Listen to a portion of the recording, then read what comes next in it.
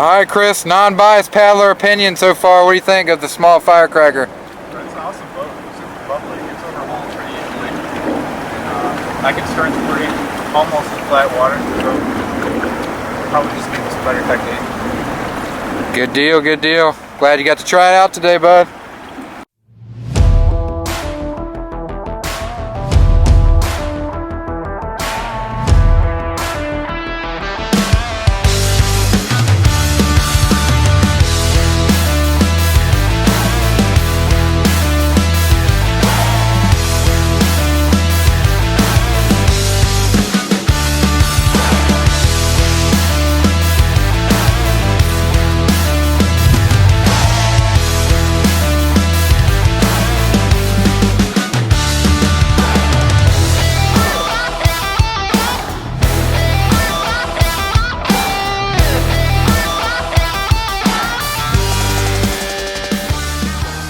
What's up, everybody? Surprise! What I have for you here, the Firecracker 232. Finally got my hands on one thanks to Piranha, and here she is looking nice. So we'll go over the specs on the boat. I'll put the specs on the screen right here somewhere. The boat is 7 foot 8 inches, which is super short for nowadays for a half slice. In comparison, a lot of the half slices now are 9 foot, so almost a foot less. Width-wise, we're looking at 25 inches. And I believe the old Ripper Small was like 24 inches or 23.5 inches actually. So quite a bit more width on this boat if you're comparing it to the Ripper, which a lot of people are, or the Ozone. It's still quite a bit wider than the Ozone.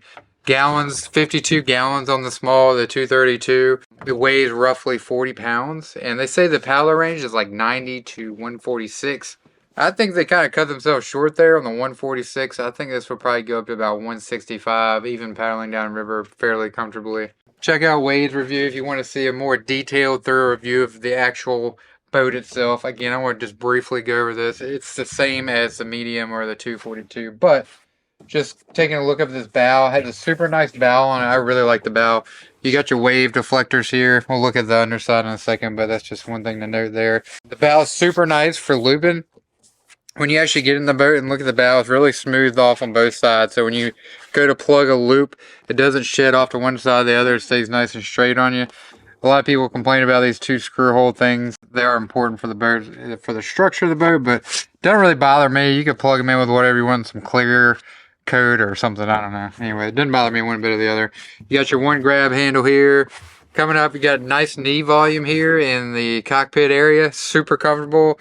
I have full astrals on like I usually do, and no problem at all with my feet getting in there and being sore for the day or anything like that. The cockpit is still, I believe, an extra large. If you're wearing an IR skirt, which most people do, is an extra large cockpit. 1.7, I would say, if you're doing a cockpit rim seal. As far as outfitting, same old Piranha outfitting. I'm not going to really touch on that at all. I will say this is a little wider. For the small Ripper, I don't need thigh hooks in. This one, I probably could put them in. I wouldn't say they're a necessity, though. If you bump up to the medium, I absolutely say you want some thigh hookers in there. But for the small and this one, I don't need them. I'm pretty snug in there, and even my size, I just added a couple of seat shims here. On your hip shims, I have one seat shim in to raise me up just a little bit. Moving back here, you got your 2 grab handles and the little graphic here. I kind of agree with Wade when he's talking about that. It's a little busy. I wish they kind of would have made that a little simpler to kind of stand out. It's kind of hard to tell what's going on right there, but it's just one little thing. And you got your 232 back here, which I do like, kind of faint, but you can still see it. Pretty cool looking. The stern here, and I actually haven't seen a medium in person, but from what I've seen online, I want to say the medium stern is a little bit slicier, actually. Maybe just because of the length of this being so short. You can see here, if I glide my hand right here, it touches that handrail right there, the grab loop, where, you know, the Ripper, the Ozone, it goes straight across and there's nothing there. So you do have a lot of volume kind of right here in this area, which I think, I'll go into this later, but it's a little harder to stern squirt than I thought it would be. It kind of goes up pretty easy halfway right here, but then once it hits this volume right here, once it go back down, so you really got to whip this thing up, kind of more like a playboat to get over that volume, then more so like a lengthy half slice kind of drawn out stern squirt. Deck styling looks really good. Piranha always has good deck styling. Just these little indentations right here You know, I don't know if they actually add to performance or anything, but it makes the boat look better, not so plain like a lot of other boats. But yeah, that's pretty much the overview of the top of the boat. Same Piranha plastic, you know, it's rough right here, smooth in some spots, so not going to go into that too much detail. Sidewall here cuts off sharply, right about there where my fingertips are, and then rounds out to the bottom of the boat. Very good primary stability on this boat, being wider, and it has some softer edges on it, especially if you're comparing it to the Ripper. Same rails here as the Ozone coming out. Get you a nice surf there on the stern and let you be able to release a little bit easier. Again, these are softer sidewalls. You got a nice planing hole right here coming into these chines here that soften up and go around the boat. So again, nice for surfing, also for stability, and also when you're boofing coming off rocks, it's not so sharp that it doesn't like to slide off and boof well. So I'm not sure about the bow rocker. It doesn't have a ton. To me, it looks about like roughly 10 inches, 11 inches, something like that. Has a little bit of stern rocker too, but not as much as the Ripper 2. Alright, so we'll get into the ratings of this boat. For outfitting, safety, comfort, all that kind of stuff, I'll give it, I think I usually give Piranhas around an 8 or 8.5. They are pretty comfortable boats. Not the best outfitting. They're hard to maneuver around. But once you get it in place, it usually stays where it's at, which I like. The thing I really ding is this back band, and I've asked them to change it many times. It's still not changed, but it's just floppy here, not a lot of back support. Even if they kept all this the same and just made a stronger back band per se, I think that would be a huge thing, a huge deal to me at least. But I do have to outfit it a lot still, you know, add some seat shims and stuff, which I don't have to do in other small boats. But anyway, it's safe. Still got a step out pillar here, nice rotor molded in step out pillar for safety and creeks and stuff like that. It's well constructed. So yeah, I would say anywhere from 8, 8.5, something like that. You know, most people either hate or love Piranha outfitting, so it is what it is. So let's talk about downriver performance. Most people would probably say this is somewhat of a playboat half slice, but from what I've taken it on so far, it did really good downriver. I'm gonna take it out more this weekend. I hate that I have to do this review right now, but I do have to give the boat back this weekend to Piranha. Anyway, downriver, I think it's gonna be a great boat. Just taking it on like the whitewater center and stuff, where it kind of has some weird eddies and things like that that might catch your tail, or you know, some cross currents that might flip you over. This thing did really well. Super impressed with the downriver performance. My tail, I purposely didn't paddle in the bigger holes of the whitewater center, like big drop and stuff, did not grab at all. And I think this just volume right here helps that tail stay above the water. And then the bow has got enough bow rocker to get you through things. And the boat is super maneuverable, it's quick, it's agile. It doesn't have a lot of top speed, but the initial like acceleration of this boat is pretty good, especially since the tail's not like dragging in the water. So I really like it downriver. It's fun, like I said.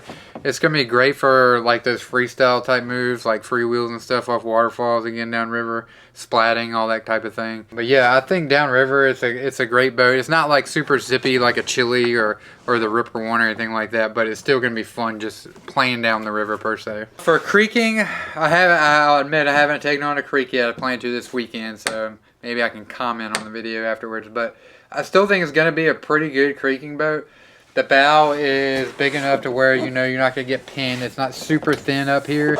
I will say though, the little bit of the less rocker it has compared to the Ripper probably won't be quite as good on creeks as the Ripper 2, but it's still going to do pretty well. Like the stability especially is going to help you get down those slides and things like that. And it's still safe with the step out pillar and all that kind of stuff. And I don't think the stern catches, which is nice. So being it stable, got a decent enough bow rocker, kind of a bulbous bow on it, and some volume in the stern, I think it's going to do fine. And it comes off rocks really well for boofing too. So I think for creeking, yeah, I won't give it like somewhere in the 8, could be 8.5. Obviously it's not a creek boat, so I'm not going to rate it like a 10 or anything. But for what it is, I think it's going to do just fine creeking. It's going to be a super fun boat on the green this summer. Can't wait to get it out on there. So yeah, I give it a solid 8, 8.5 for creeking. Alright, another category we've done on a few boats is like appearance or name or functionality, sexiness of the boat, whatever you want to call it. I'll give it a 9. I think it's a cool name. I would have liked, again, the graphic to be a little better, but cool name. The boat looks good in itself. It's a good looking boat, so that matters to me at least. Some people don't give a crap what a boat looks like, but I like it the way it looks. Will look better in the Smoking Gecko, obviously, but it's a good looking boat, like I said, cool name. And I like how they kind of went back for the numbers, the sizes, the 232, 42 versus small, medium, and large. So last but not least, in categories we all came to here, playability. This thing is a play boat, I would say. To me, when I'm paddling, it's like a longer spud boat. It's what it feels like. It is somewhat in relation to the Antics, but I'm not going to do a boat comparison here. But if you've been in an Antics, kind of has that same feel. But it is definitely a play boat. I absolutely love the bow on this thing. It loops really well. Like I said before in the video, I think that really makes this boat. And when comparing to like an Ozone or Ripper or something like that, the Ozone does have a scooped out bow, and it can pop a little bit. But when you get this thing under, it pops big time. So I absolutely love the bow on this for play boating. This thing surfs like a dream. It surfs really well. It's stable on a wave, easy to keep in control, easy to 360 spin.